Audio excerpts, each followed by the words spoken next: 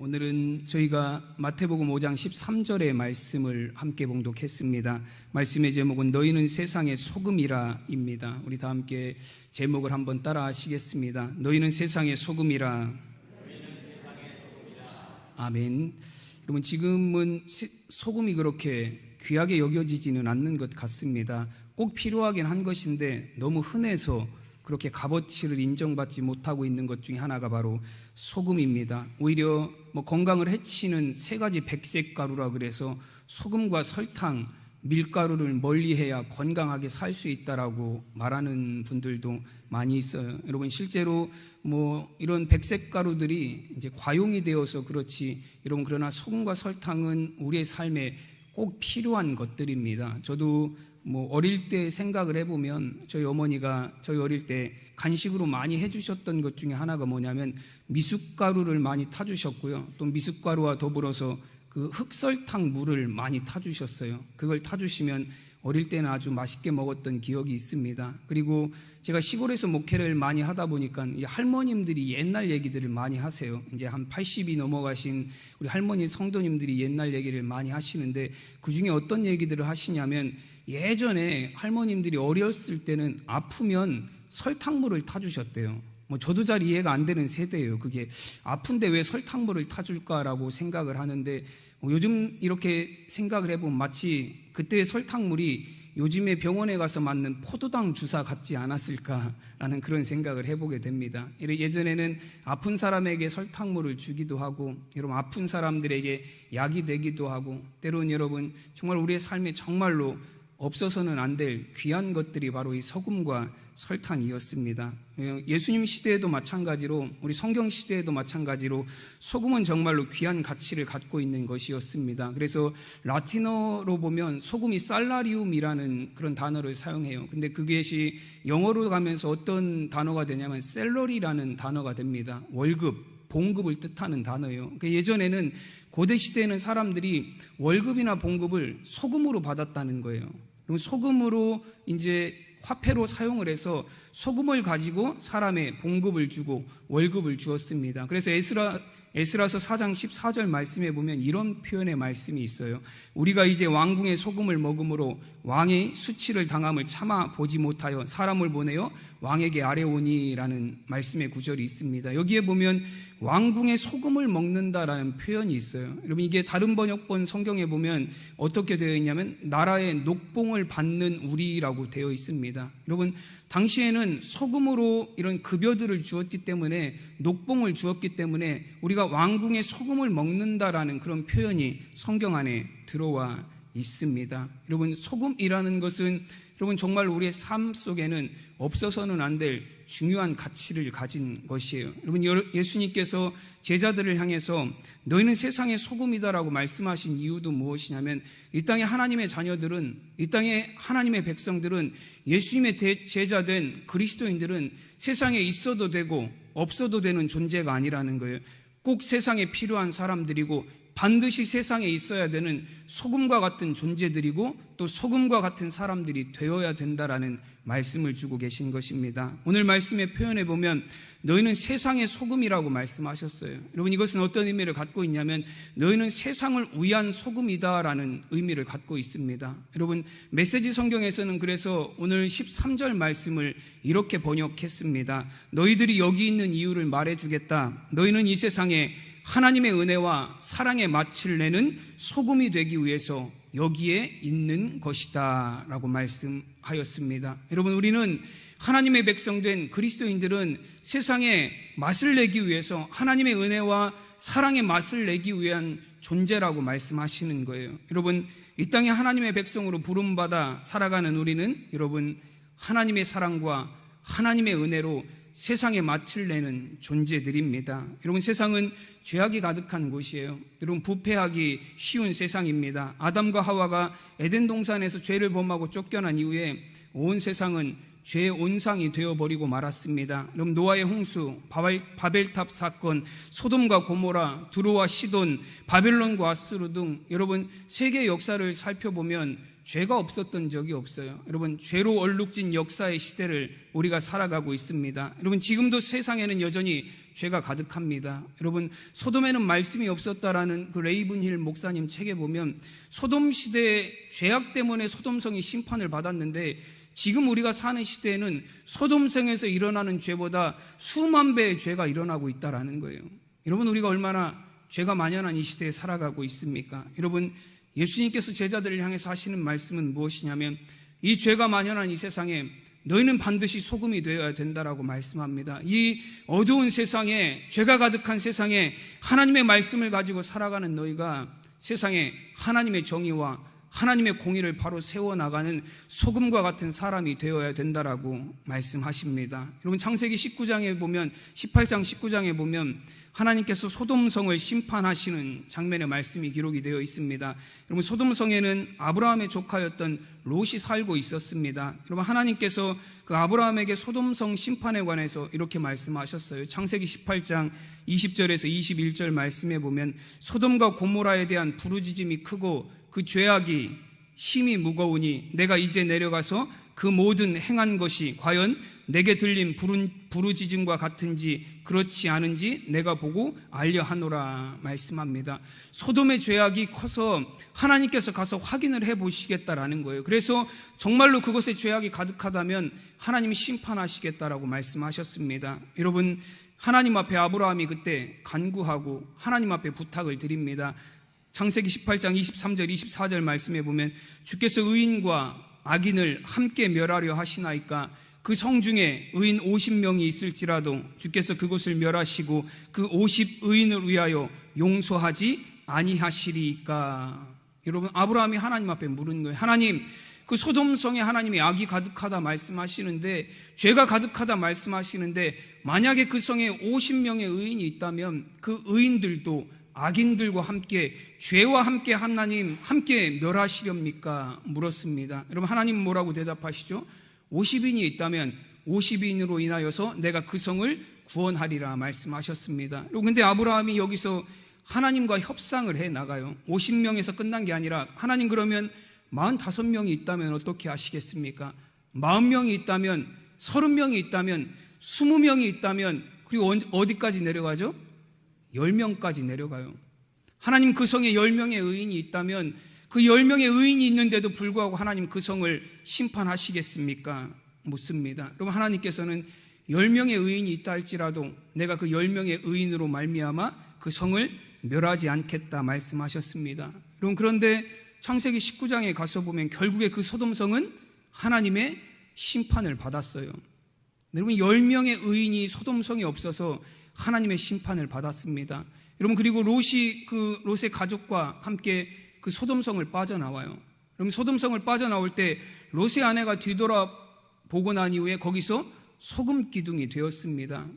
여러분, 왜 하필이면 소금 기둥이 되었을까요? 소금으로 기둥이 되어 있는 건 우리가 흔히 보지 못해요. 우리가 돌 기둥도 보고 나무 기둥도 보고 요즘엔 쇠로 만든 기둥들도 보지만 소금으로 만든 기둥은 보기가 쉽지 않습니다. 근데 하나님께서 롯의 아내를 소금 기둥으로, 뒤를 돌아본 아내를 소금 기둥으로 만드셨습니다. 여러분, 하나님께서 우리에게 주시는 말씀은 무엇이냐면, 소돔성에 정말로 소금과 같은 사람이 필요했다라는 거예요. 정말로 소금과 같은 의인 10사람이 있었다면, 소돔성에 소금과 같은 의인들이 세워져 있었다면 그곳이 그렇게 악이 가득하고 죄악이 만연한 곳이 되지 않았을 것이다라는 말씀의 의미예요. 여러분, 이 시대 정말로 우리가 세상이 악하다고 말합니다. 세상에 죄악이 가득하다라고 말해요. 심지어 그리스도인들조차도 세상은 죄가 가득하다라고 여러분 한탄하는 시대에 살아가고 있어요. 여러분, 그러나 우리가 한탄해서 끝나서는 안 된다라는 거예요. 예수님이 제자들을 향해서 말씀하세요. 너희가 이런 세상에 소금이 되어야 되지 않겠냐? 너희가 이런 세상, 썩어져가는 세상, 죄가 만연한 이 시대에 정말로 하나님의 말씀으로 세상을 바르게 세워나가는, 하나님의 말씀을 통해서 정의와 공의가 세워져 나가는 그런 세상으로 바꾸어가는 존재들이 되어야 될 것이 아니냐라고 말씀합니다. 여러분, 하나님께서 소돔성에서 수천 명의 의인을 찾으신 게 아니에요. 여러분, 수만 명의 의인을 찾으신 것이 아닙니다. 그 성읍에서 수십만이 살아가는 그 성읍에서 하나님 단 10명의 의인을 찾으셨어요. 여러분, 이 땅의 그리스도인들이, 여러분, 비록 작은 인원이지만 여러분 하나님의 말씀으로 바르게 살아갈 때 정말로 이 죄악이 가득한 세상에서도 여러분 하나님의 사명을 감당함으로 여러분 세상을 하나님의 거룩한 곳으로 만들어내는 여러분 귀한 소금의 사명을 감당할 수 있는 줄로 믿습니다. 여러분 세상에 꼭 소금 같은 존재들이 필요합니다. 오늘 말씀해 보시면 소금이 그 맛을 잃으면 무엇으로 짜게 하리요? 라고 말씀합니다. 여러분 소금이 짠맛을 안 내면 뭘로 짜게 할 수 있을까요? 짠맛은 뭘로 낼 수 있을까요? 간장으로 하면 되나요? 네. 간장도 결국엔 뭐로 만들죠?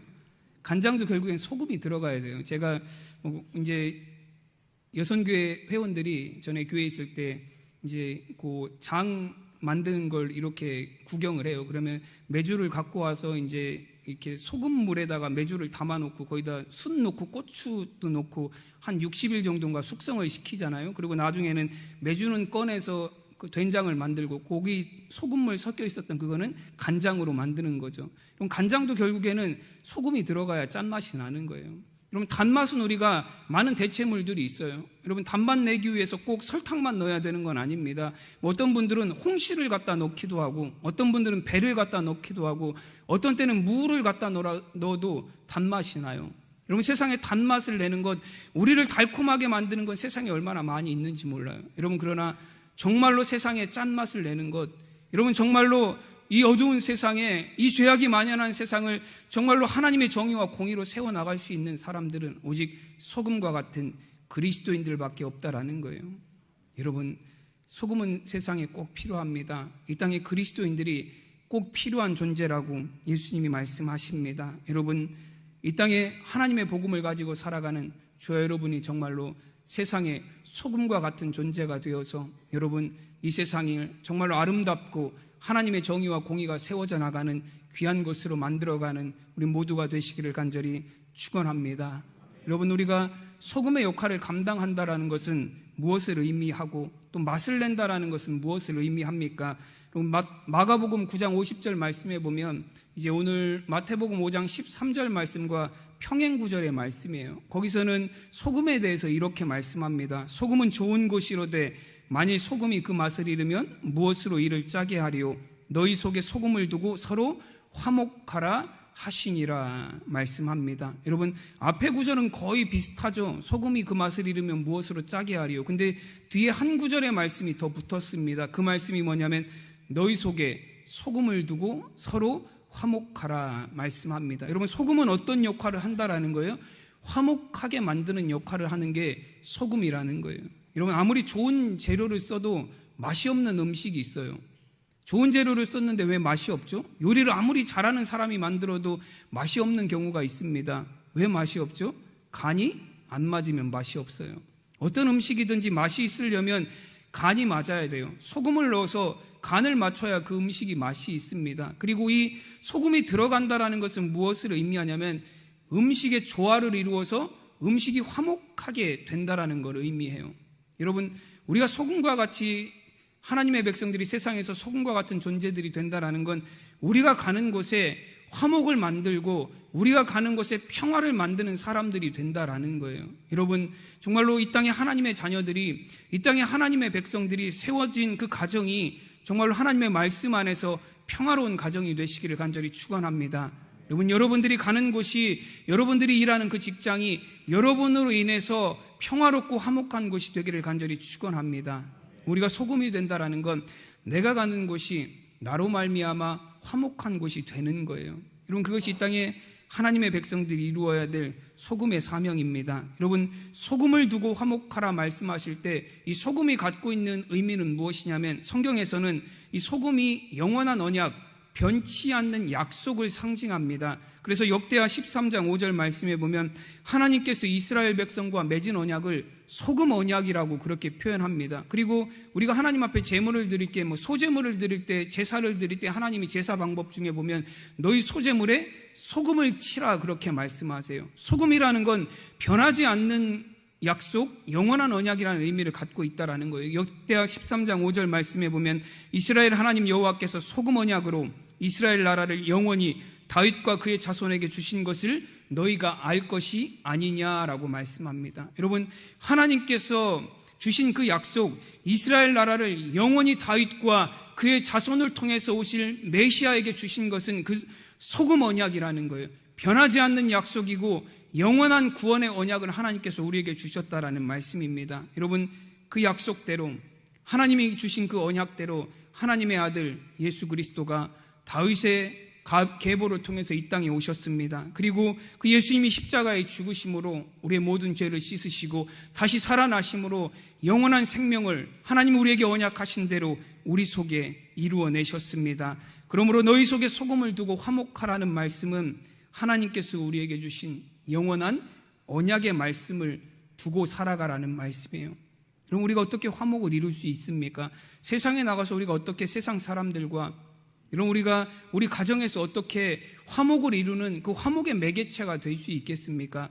우리 안에 하나님의 말씀을 둘 때에, 여러분, 우리 안에 소금과 같은 영원한 언약의 말씀을 우리 안에 두고 살아갈 때에 우리가 세상에서 화목을 만들어가는 그 매개체가 될 수 있습니다. 고린도후서 5장 18절에서 19절 말씀해 보시면 모든 것이 하나님께로서 났으며 그가 그리스도로 말미암아 우리와 자기를 화목하게 하시고 또 우리에게 화목하게 하는 직분을 주셨으니 곧 하나님께서 그리스도 안에 계시사 세상을 자기와 화목하게 하시며 그들의 죄를 그들에게 돌리지 아니하시고 화목하게 하는 말씀을 우리에게 부탁하셨느니라 말씀합니다.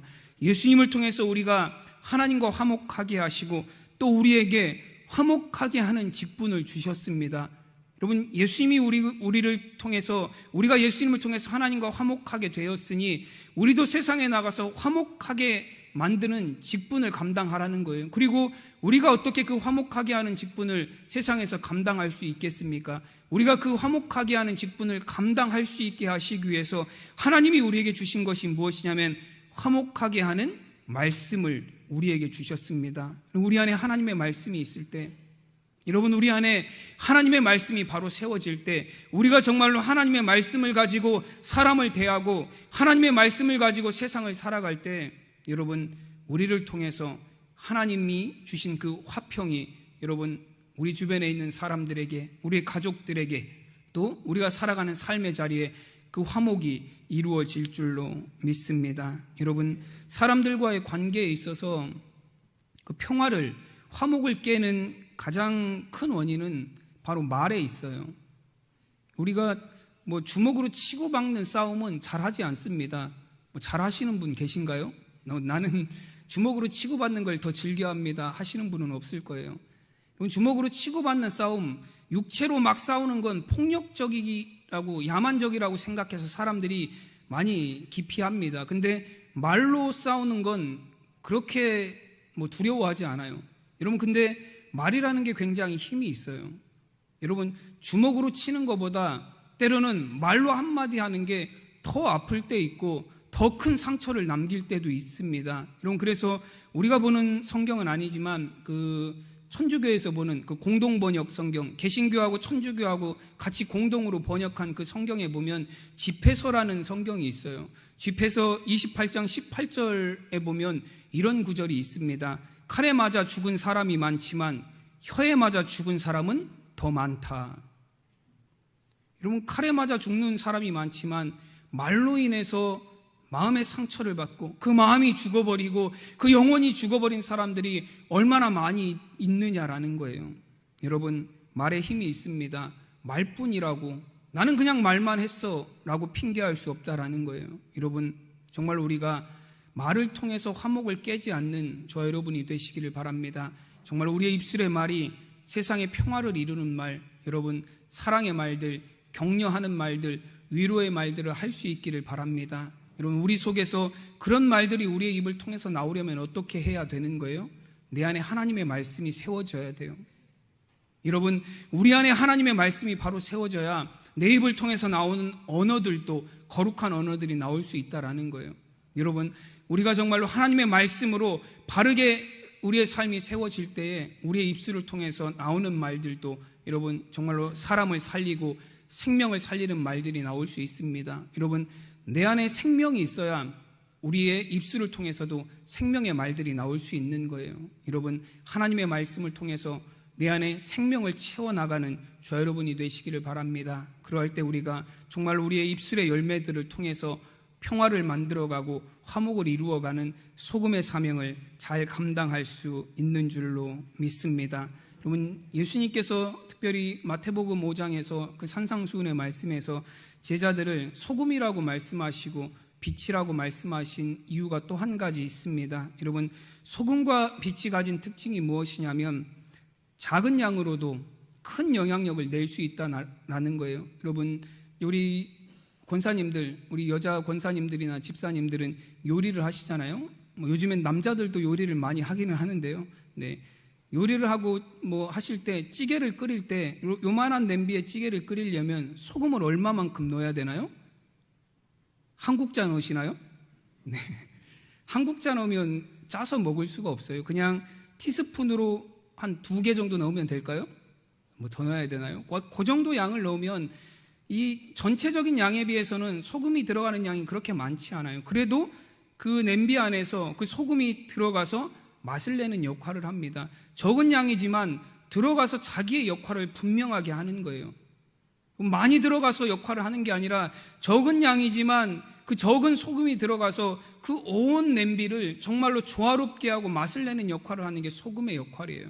여러분, 방 안에도 우리가 불을 켤 때도 마찬가지. 전등 하나만 켜지면 온 방이 환해지는 것처럼 수십 개 전등을 켤 필요가 없어요. 방 하나는 전등 하나로 충분하게 밝아질 수 있습니다. 여러분, 예수님께서 제자들을 향해서 너희는 세상의 소금이고 빛이라 말씀하신 이유는 너희가 많은 사람이 아니라 너희가 세상에 권세와 권력을 가진 큰 사람들이어서가 아니라 너희가 비록 적은 인원이지만 적은 능력을 가진 사람들이지만 너희는 세상에 큰 영향력을 발휘할 수 있는 하나님의 백성이다라고 말씀하시는 거예요. 여러분, 지금은 기독교인들이 많지만 예수님이 제자들을 삼아서 데리고 다니실 때는 많지 않았어요.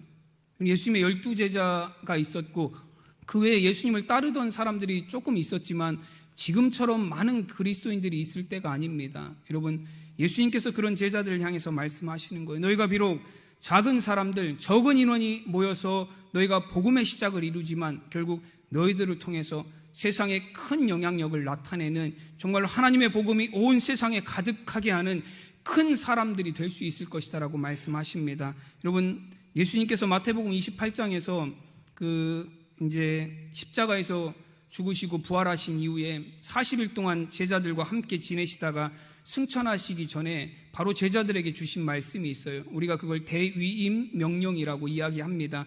그 말씀 마태복음 28장 18절에서 20절까지 말씀해 보시면 하늘과 땅의 모든 권세를 내게 주셨으니 그러므로 너희는 가서 모든 민족을 제자로 삼아 아버지와 아들과 성령의 이름으로 세례를 베풀고 내가 너희에게 분부한 모든 것을 가르쳐 지키게 하라. 볼지어다 내가 세상 끝날까지 너희와 함께 항상 함께 있으리라 하시니라. 아멘. 여러분, 예수님께서 제자들을 모아놓고 말씀하시기를 너희가 세상에 나가서 모든 민족을 제자로 삼으라고 말씀하셨어요. 여러분, 이때 예수님이 몇 명의 제자를 향해서 말씀하셨을까요? 11명이었어요. 예수님이 이 말씀을 하실 때 마태복음 28장 16절 말씀에 보면 11제자가 갈릴리에 가서 예수께서 지시하신 산에 이르러라고 말씀합니다. 그리고 이 11명을 모아놓고 예수님 말씀하신 거예요. 너희가 세상에 나가서 모든 민족을 제자로 삼아서 내가 분부한 것을 가르쳐 지키게 하라. 여러분, 11명이 할 수 있는 일인가요? 여러분, 수만 명을 모아놓고 예수님 말씀하신 것도 아니고 11명 다 어부 출신이기도 하고 세리 출신이기도 하고 특별한 권세와 권력을 가진 사람도 하나도 없는 제자들이에요. 근데 그들을 향해서 예수님 말씀하십니다. 너희는 온 세계와 열방에 하나님의 복음을 들고 나가서 그들을 제자로 삼을 사람들이다라는 거예요. 비록 너희가 작지만 세상을 하나님의 복음으로 덮을 귀한 사명을 받은 자들이다라고 말씀합니다. 이 대위임 명령을 우리가 다시 한번 살펴보면 우리가 28장 18절 초반에 보면 예수님이 하늘과 땅의 모든 권세를 내게 주셨으니라고 말씀하셨어요. 그리고 20절 마지막에 보면 내가 세상 끝날까지 항상 너희와 함께 있을 것이다 말씀하셨습니다. 여러분, 이 두 구절 앞구절과 첫 구절을 합쳐놓으면 어떻게 되죠? 하늘과 땅의 모든 권세를 가진 내가 세상 끝날까지 너희와 함께 할 것이다. 아멘. 여러분, 주님의 이 약속, 우리는 작은 존재들이지만 하늘과 땅의 권세를 가지신 주님이 우리와 함께 하심으로 우리가 세상에서 정말로 복음의 빛을, 또 복음의 영향력을 세상에 크게 나타내는 사람들이 될 수 있다는 말씀이에요. 여러분, 우리가 정말로 작은 역할을 감당하고, 우리가 비록 세상에서 연약한 자들이지만 그럼에도 불구하고 우리를 통해서 여러분 하나님의 큰 영향력이 세상에 나타나는 소금의 사명을 감당할 수 있는 것은 하늘과 땅의 모든 권세를 가지신 그 주님이 우리와 항상 함께 하시기 때문입니다. 그 주님이 우리의 길을 항상 인도하여 주시기 때문입니다. 그리스도인의 영향력은 그리스도와 함께하는 삶을 통해서 나타나는 것입니다. 말씀이신 예수님이 우리 안에 들어오셔서, 빛이신 예수님이 우리의 삶을 비추어 주셔서, 이 세상에 구원주로 오신 예수님이 우리의 삶에 동행하여 주셔서 여러분 우리를 능력 있게 하시고 복음으로 살아가는, 정말로 세상에 하나님의 말씀으로 소금의 역할을 감당하는 하나님의 사람들이 되게 하실 줄로 믿습니다. 여러분, 정말로 우리가 하나님의 말씀을 우리의 마음에 두어 정말로 세상에 소금의 사명을 잘 감당할 수 있는 저와 여러분, 그리하여서 정말로 세상이 하나님의 복음으로 화목하고 하나님의 말씀으로 화목하고, 우리가 있는 가정이, 우리가 봉사하고 사역하는 하나님의 교회가, 또 우리가 살아가는 삶의 자리가 화목한 곳으로 만들어가는 우리 소금의 역할을 감당하는 저와 여러분 되시기를 간절히 축원합니다. 기도하겠습니다. 하나님의 은혜와 사랑을 감사드립니다. 아버지 하나님, 오늘도 거룩한 주님의 날을 맞이하여 우리 사랑하는 성도들 하나님 성전에 함께 모이게 하시고, 하나님 우리가 예배로 하나님을 영화롭게 하게 하시니 감사드립니다. 하나님, 세상에 우리를 하나님의 자녀로 부르시고 하나님 우리를 구원하여 주셨습니다. 또한 우리를 향하여서 너희는 세상의 소금이고 너희는 세상의 빛이라 말씀하시며, 하나님 세상에서 우리가 감당해야 될 사명을 주신 줄로 믿습니다. 정말로 하나님, 죄가 가득한 이 세상이지만, 하나님 많은 사람들이 하나님을 알지 못하고 죄악 가운데 살아가는 이 세상이지만, 이 땅의 그리스도인들이 하나님의 말씀으로 중심을 잡아 하나님 말씀으로 세상을 화목한 곳으로 만들어가는 사명을 감당하게 하여 주시옵소서. 하나님, 우리의 작은 능력과 힘이 아니라 하늘과 땅의 권세를 가지신 주님께서 우리와 함께 하심으로 하나님 그 일들을 이룰 수 있는 줄로 믿습니다. 주님, 우리와 함께 하시고 인도하여 주셔서 정말 우리 이 땅의 하나님의 백성들이 소금의 사명을 잘 감당하여 우리의 가정이, 또 우리의 교회가, 우리가 살아가는 삶의 자리가 하나님의 평화가 이루어지게 하여 주시옵소서. 감사하며 우리 주 예수 그리스도의 이름으로 기도드리옵나이다. 아멘.